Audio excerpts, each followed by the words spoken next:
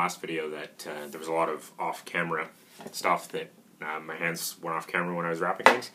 So I decided that because I had to take the wrap off anyway to clean some of the fittings, the rust on it was really bothering me, that I would just show the basic wrap again, this time more on camera. All the cutting and everything and all the punching of holes, that's all still in the first video, but I'll re-show the wrap. The second part of this video will be the making a new frog for this. This old one is broken, and this I think is a little small to fit on most belts. It's just a hair too small to fit on mine, so I have to remake a frog. I'm just going to do it out of leather, and it'll be fairly simple. And that part will be a time-lapse, just because there's no need to really do a tutorial for it, because it's basically the same as the first one that I did for that waster. So, let's get started. This is probably a better angle, more room here for figuring it all out. So, this part is covered in the first video, just the holes and then looping it through. So now, you lay this down on the hilt of the sword. You find out exactly where you want it to wrap to. In this case, it has to, overlap on the side here in order to even look remotely good. And basically, you just apply pressure to sort of stretch it out, and the first wrap comes up till it covers the join, and then you can start doing your cross wraps.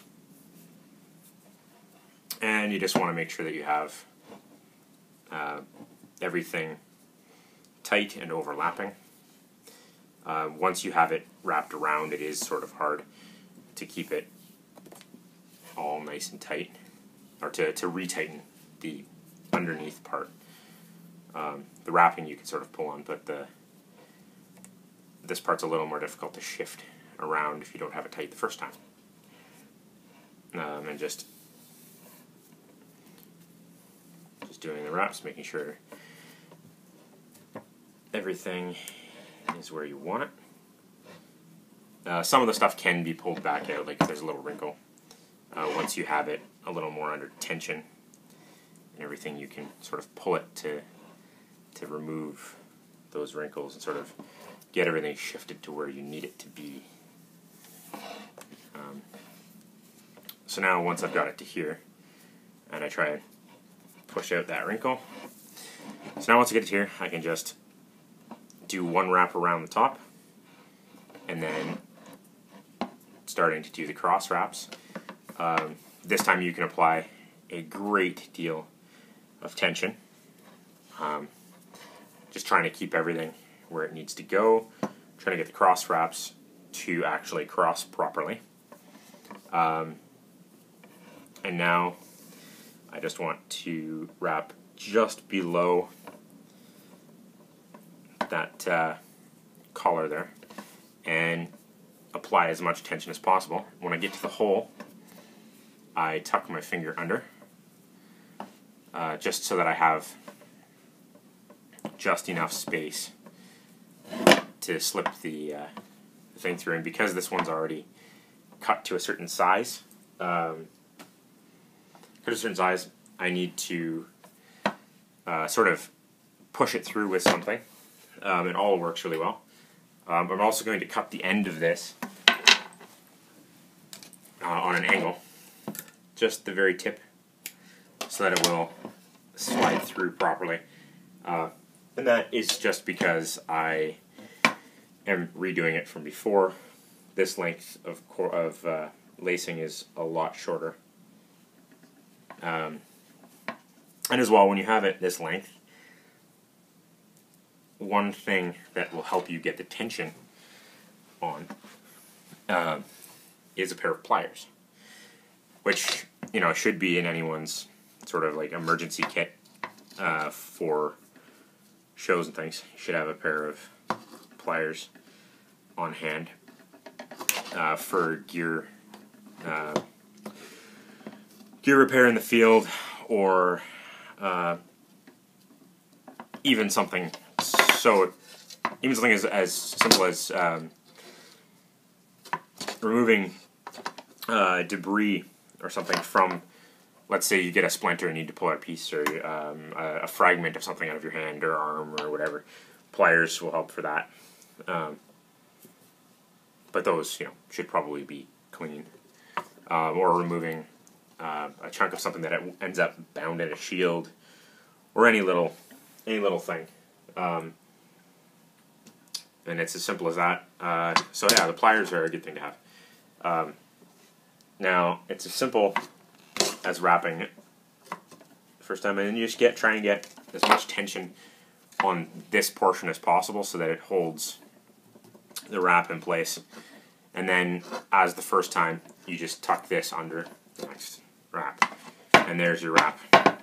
It's very simple, easy to do. And then, if you have to redo it in the field, you might bring a bit of extra lace so that you can replace the second thing of lace with pieces longer and slide it through.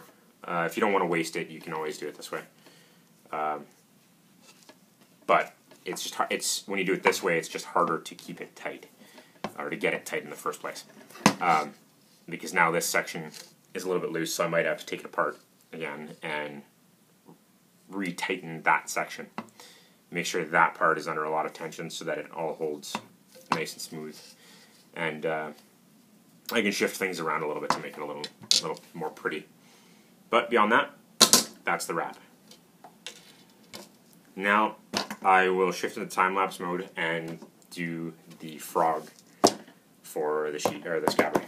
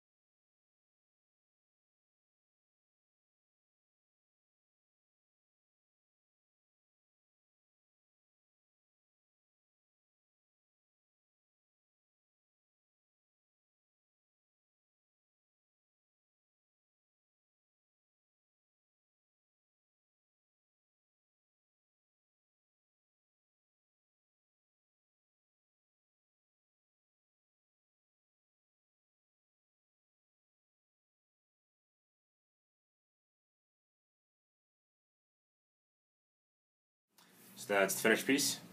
It's basically just a utilitarian piece anyway, so I'll probably just take this off and put a bit of oil on it to protect it and sort of darken it a little bit. But it doesn't really have to be anything too nice because, again, it's just utilitarian. So thank you for watching. If you like what you see, please don't hesitate to like and subscribe. If you have any questions, don't hesitate to ask. I should be back next week with some new gear reviews.